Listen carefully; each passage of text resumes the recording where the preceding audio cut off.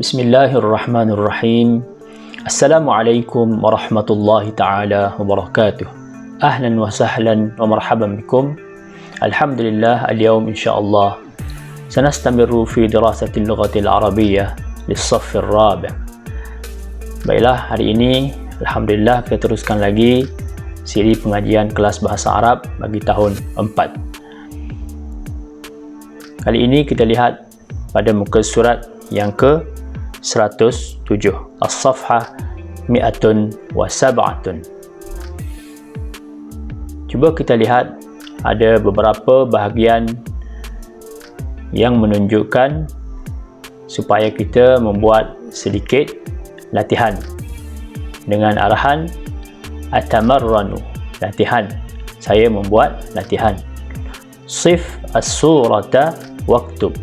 Arahan yang pertama, sif as-surata waktub, dan arahan yang kedua, kawin summa qra. Kawin summa qra. Bina ayat berpandukan kalimah yang diberi, kemudian baca. Baiklah, kita berpindah. Kita teruskan latihan yang pertama, sif as-surata waktub. Sif maksudnya kita sifatkan, kita cuba gambarkan berpandukan gambar yang diberi, kemudian kita tulis. Contohnya, gambar yang pertama, gambar al-hammam, gambar tandas ataupun bilik air. Manakala gambar yang kedua, gambar sofa. Sebelum itu, marilah sama-sama kita cuba baca jumlah ataupun ayat yang telah diberikan untuk sebagai panduan untuk kita letakkan bersama dengan gambar yang diberi. Jumlah yang pertama, ayat yang pertama, hadza hammamun. Hadza hammamun. Hazihi kanabatun jadidatun. Ayat yang kedua, hazihi kanabatun jadidatun. Ayat yang ketiga, hazihi kanabatun. Hazihi kanabatun. Dan ayat yang terakhir, yang keempat, hadza hammamun nazifun. Hadza hammamun nazifun. Baiklah, cuba kita sifatkan ataupun gambarkan gambar rajah yang diberi dan mengambil ayat di atas sesuaikan dengan gambar yang diberi. Contoh, gambar tandas. Cuba kita pilih manakah dua ayat yang berkaitan dengan gambar yang diberi. Gambar yang pertama, gambar hammamun, gambar sebuah bilik air ataupun tandas. Jadi kita ambil ayat yang berkaitan dengannya, iaitu hadza hammamun. Hadza hammamun. Ini sebuah tandas. Manakala ayat yang kedua, mestilah ayat yang ada kaitan dengannya ataupun kita sebut sebagai al-jumal al-mutanasiqah. Ayat yang ada hubung kait, yang ada kesinambungan. Ayat yang kedua adalah hadza hammamun nazifun. Hadza hammamun nazifun. Ayat yang pertama, ini sebuah tandas. Manakala ayat yang kedua, ini sebuah tandas yang bersih. Berpindah kepada gambar yang kedua.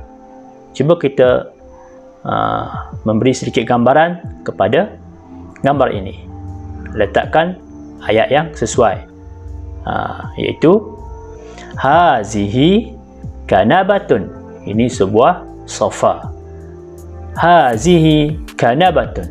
Kalau ayat yang kedua, hazihi kanabatun jadidatun. Hazihi kanabatun jadidatun. Cuba murid-murid perhatikan di antara dua ayat yang diberi ada perbezaan di sini, iaitu satunya jumlah muzakkar dan yang satu lagi adalah jumlah muannas. Satu kumpulan ayat dinisbahkan kepada muzakkar, iaitu hadza hammamun nazifun. Yang kedua, hazihi kanabatun. Hazihi kanabatun jadidatun. Ini kumpulan al-mu'annas, nisbah kepada perempuan. Baiklah, kita teruskan kepada bahagian yang kedua, latihan yang kedua dengan arahan kawin thumma qra. Sekali kita cuba baca kawin thumma qra. Maksudnya buat ayat ataupun jadikan ayat berpandukan kalimah yang diberi, kemudian baca. Ada beberapa kalimah yang diberikan seperti sitarun, makhzanun, wisadatun dan mawqifus sayyarati. Lagi sekali, marratan saniyah, cuba kita ulang.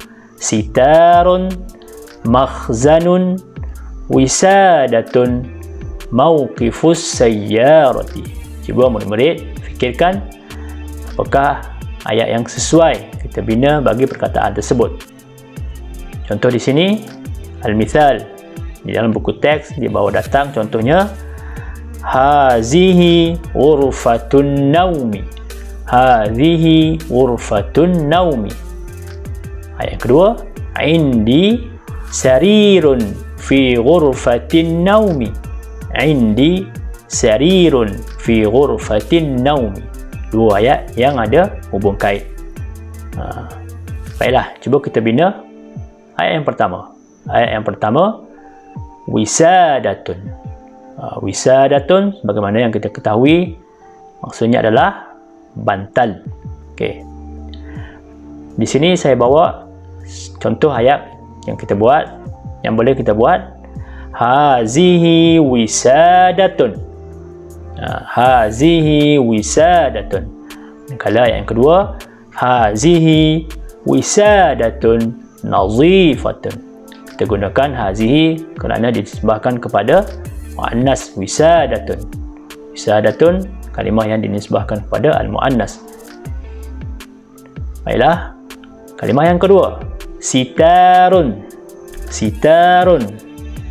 Sitarun adalah langsir. Contoh ayat, hadza sitarun. Hadza sitarun.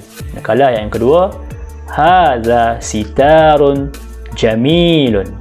Hadza sitarun jamilun. Ini langsir.